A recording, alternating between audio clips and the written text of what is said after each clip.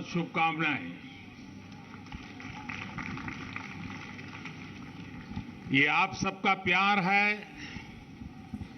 मेरे तमिल भाइयों बहनों का स्नेह है कि आज आपके बीच मुझे तमिल पुத்தாंडु को सेलिब्रेट करने का मौका मिल रहा है। पुத்தாंडु प्राचीनता में नवीनता का पर्व है। इतनी प्राचीन तमिल संस्कृति और हर साल पुத்தாंडु से नई ऊर्जा लेकर आगे बढ़ते रहने की ये परंपरा वाकई अद्भुत है। यही बात तमिलनाडु और तमिल लोगों को इतना खास बनाती है। इसलिए मुझे हमेशा से ही इस परंपरा के प्रति आकर्षण भी रहा है और इससे एक भावात्मक लगाव भी रहा है। मैं जब गुजरात में था तो जिस मणिनगर विधानसभा सीट से मैं एमएलए था, बहुत बड़ी संख्या में तमिल मूल के वो लोग वहां रहते थे। वो मेरे मतदाता थे। वो मुझे एमएलए भी बनाते थे और मुझे मुख्यमंत्री भी बनाते थे। और उनके साथ जो मैंने पल बिताए वो हमेशा मुझे याद रहते हैं। ये मेरा सौभाग्य है कि जितना प्यार मैंने तमिलनाडु को किया है, तमिल लोगों ने हमेशा उसे और ज्यादा करके मुझे वापस लौटाया है।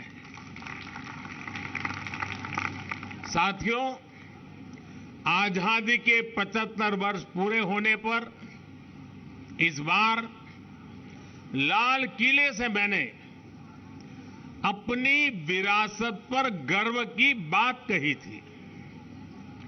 जो जितना प्राचीन होता है वो उतना ही टाइम टेस्टेड भी होता है। इसलिए तमिल कल्चर और तमिल पीपल ये दोनों स्वभाव से ही इटर्नल भी है, ग्लोबल भी है। From Chennai to California,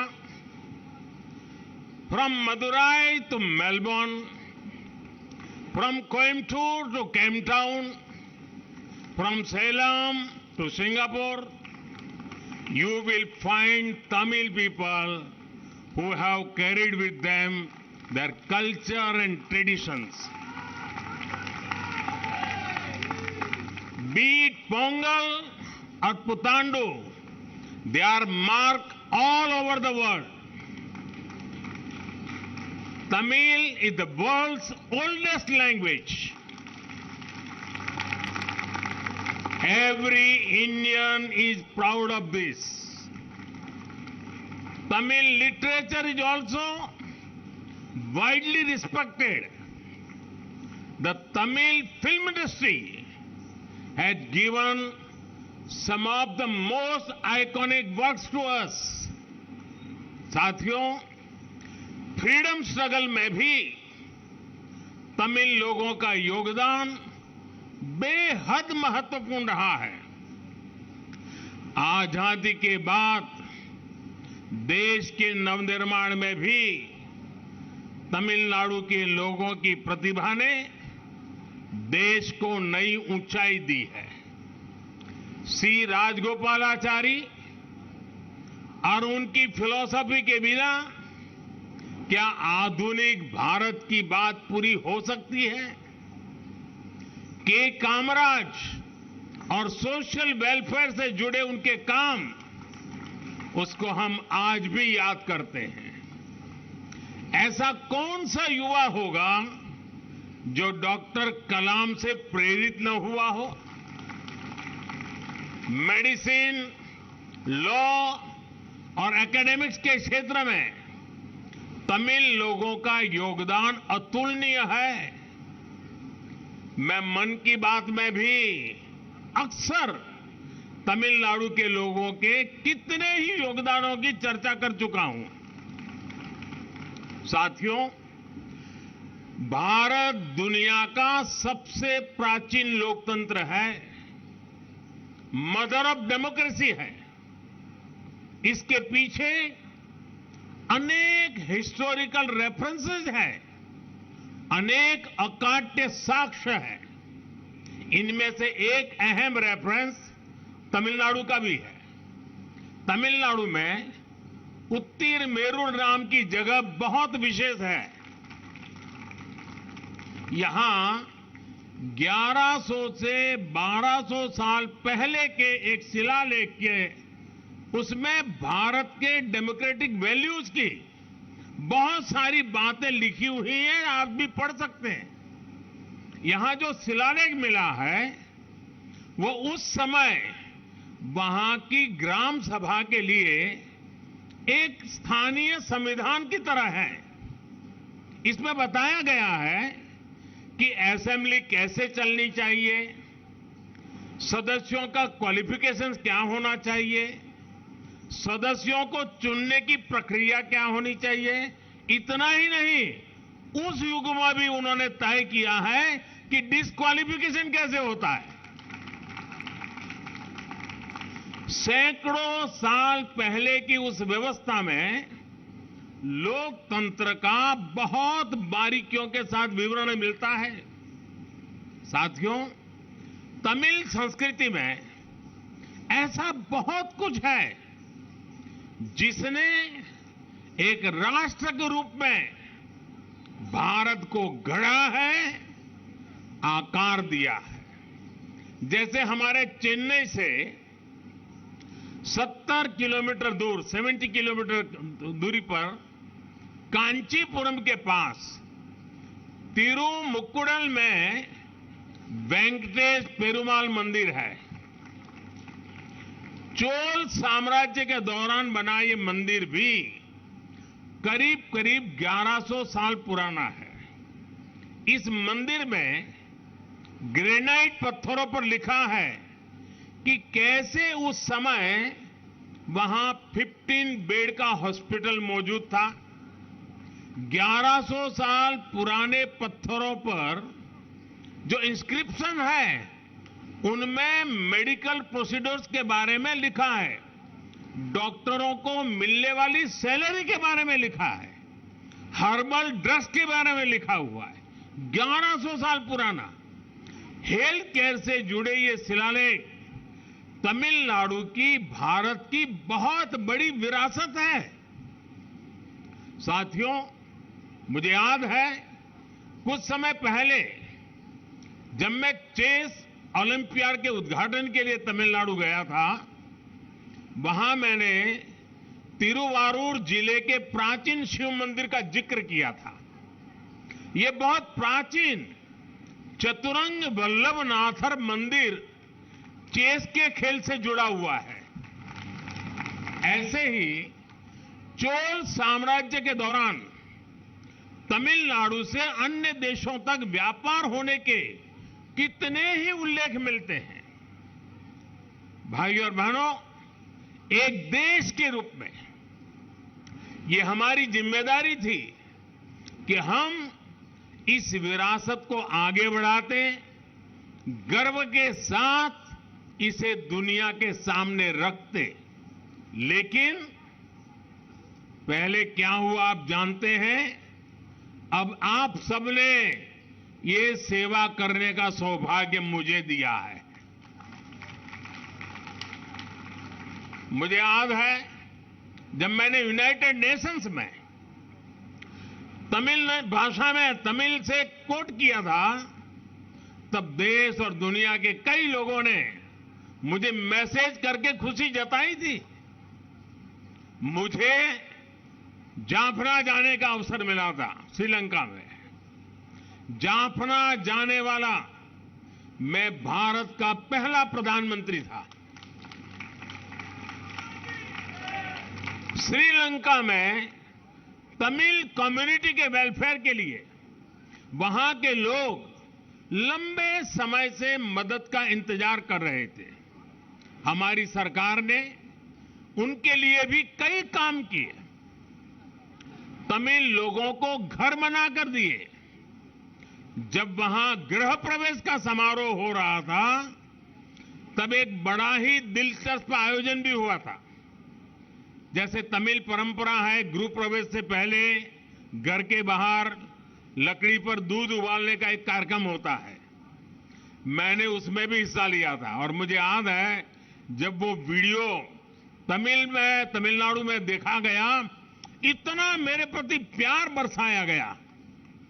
डगर डगर पर आप अनुभव करेंगे कि तमिल लोगों के साथ, तमिलनाडु के साथ मेरा मन कितना जुड़ा हुआ है। तमिल लोगों की निरंतर सेवा करने का ये भाव मुझे नई ऊर्जा देता है।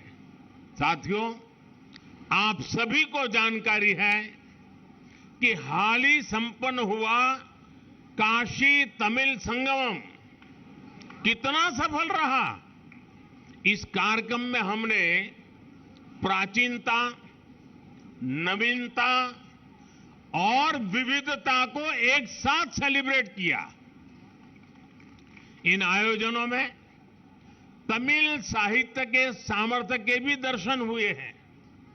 काशी में तमिल संगमम के दौरान कुछ ही समय में हजारों रुपये की तमिल भाषा की पुस्तकें बिक्री हुई थी।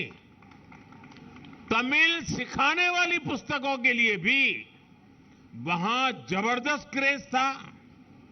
हिंदी भाषी क्षेत्र में, और वो भी आज डिजिटल युग, ऑनलाइन की दुनिया, ऐसे समय काशी में हिंदी भाषी लोग तमिल किताबों को इस तरह पसंद किया जाना, हजारों रुपये की तमिल की किताबें खरीदना, ये हमारे देश के सांस्कृतिक कनेक्ट की सबसे बड़ी ताकत है। दोस्तों, मैं मानता हूं तमिल लोगों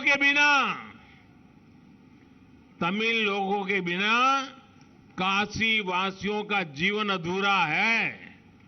और मैं काशी वासी हो गया हूं। और काशी के बिना तमिल के लोगों का जीवन भी अधूरा है।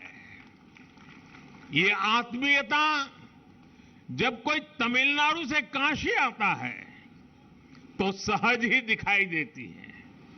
काशी का सांसद होने के नाते ये मेरे लिए और भी गर्व की बात है। मैंने देखा है कि काशी में जो नौका चलाने वाले लोग हैं, शायद ही कोई ऐसा नौका चलाने वाला मिलेगा जिसको तमिल के 50 वाक्य बोलना ना आता हो। इतना वहां पर मेलजोल है।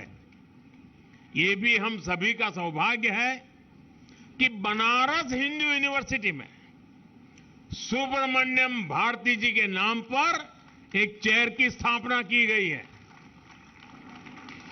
सुब्रमण्यम भारती जी ने काफी समय काशी में बिताया था, काफी कुछ वहां से सीखा था।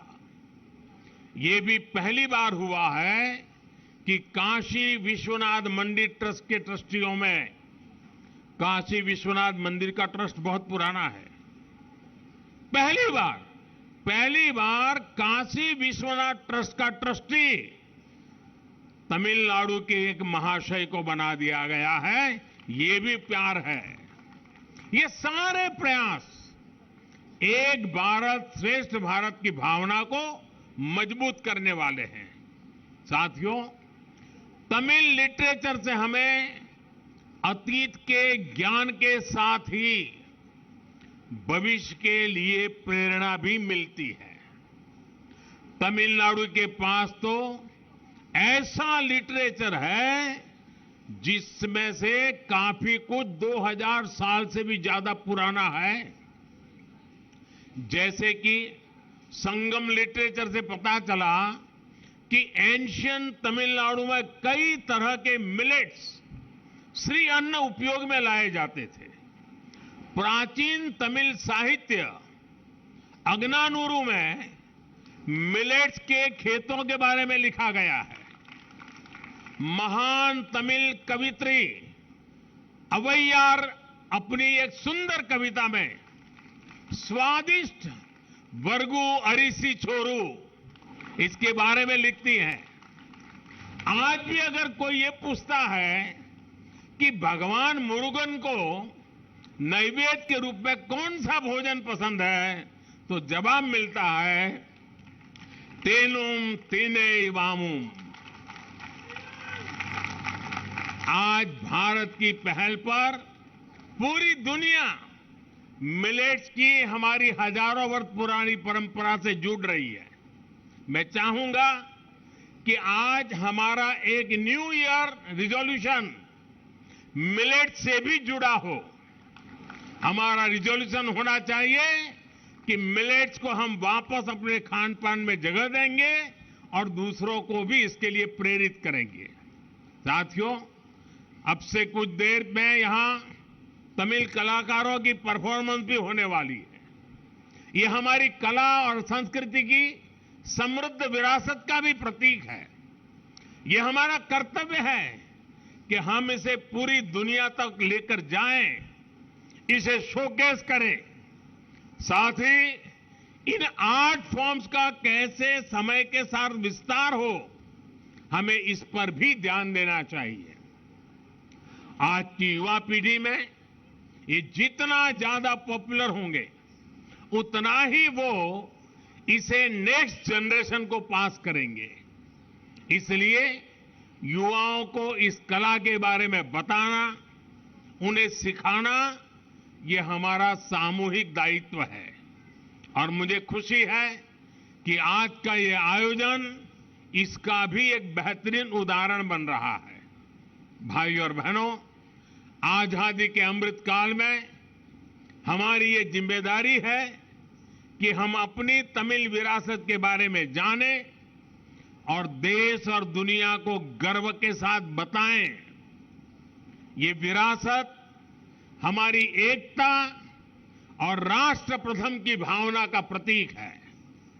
हमें तमिल कल्चर, लिटरेचर, लैंग्वेज और तमिल ट्रेडिशन को निरंतर आगे बढ़ाना है। इसी भावना के साथ मैं अपनी बात समाप्त करता हूं। एक बार फिर आप सबको पुतांडु की बहुत बहुत बधाई देता हूं और मुरुगन जी का भी धन्यवाद करता हूं कि आज मुझे इस महत्वपूर्ण अवसर में शरीक होने का मौका दिया। आप सबको बहुत बहुत शुभकामनाएं। धन्यवाद।